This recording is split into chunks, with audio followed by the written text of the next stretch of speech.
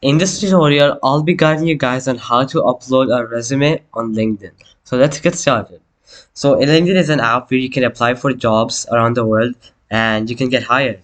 So I'm going to tell you guys how to upload your resume so that whenever you apply to a job, your resume can be automatically sent to all the people you're sending your application to. So let's get started. So first of all, you'll have to click on your profile icon right there and you'll have to click view profile. So once you're here, as you guys can see, my profile is not built. So people whose profile is not built, they often upload the resume, because people whose profiles are built, they can just build the resume from Upwork itself. But as you guys can see, my profile is not built. So I'm just gonna click on more. I'm gonna click build a resume, and here I have an option where to send me upload a resume. So I can just click on this option and it is going to redirect me here to my window file explorer.